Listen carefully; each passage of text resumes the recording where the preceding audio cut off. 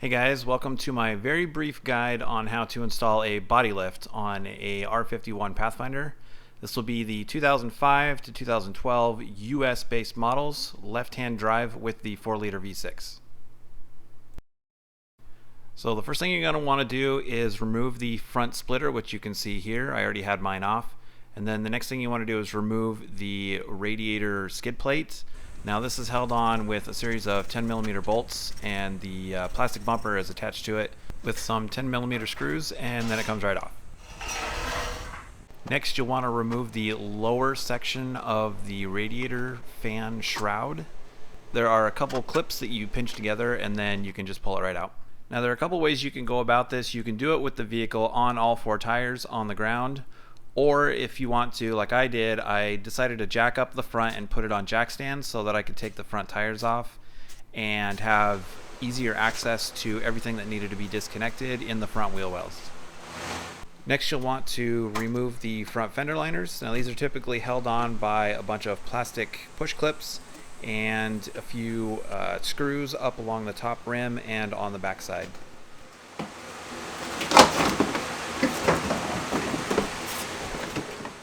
Next, you'll want to remove the 14mm nut and bolt that holds the steering shaft together. Now you don't need to pull it completely apart, just kind of make it so that it's loose when you jack the body up, it is not getting bind. On the passenger side, there is a wiring harness that's clipped in place with a plastic clip. You'll want to lift the outside of this clip and release it so that you can move the wiring harness. In the driver's side wheel well, you'll see 2 plastic clips that the fuel lines are held in place with. The top one, you'll want to pop it out of the frame, and then the one on the outside there, you'll just want to remove the hose from the clip. On both sides, remove the 10mm bolt on the ABS harness brackets.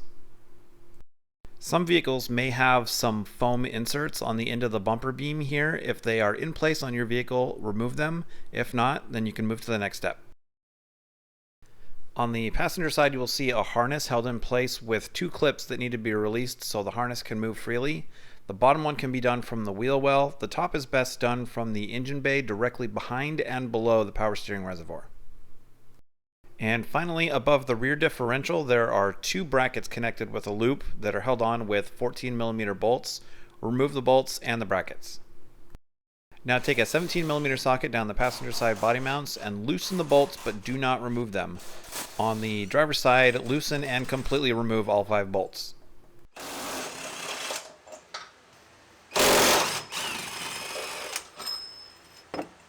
Then jack up the body on the driver's side enough to insert the spacers as shown in this diagram.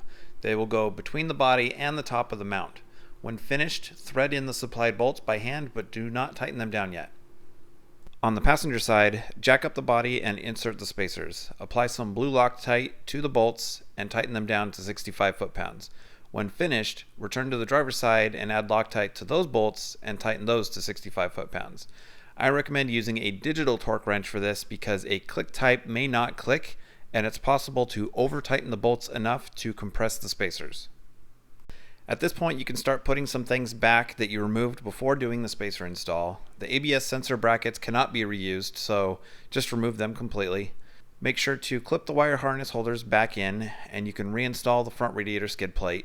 However, the bumper will not attach to the skid plate anymore. Here's what it looked like before the body lift. This is with a Ironman 4x4 1.5 inch suspension lift and some Z1 Offroad front shock spacers.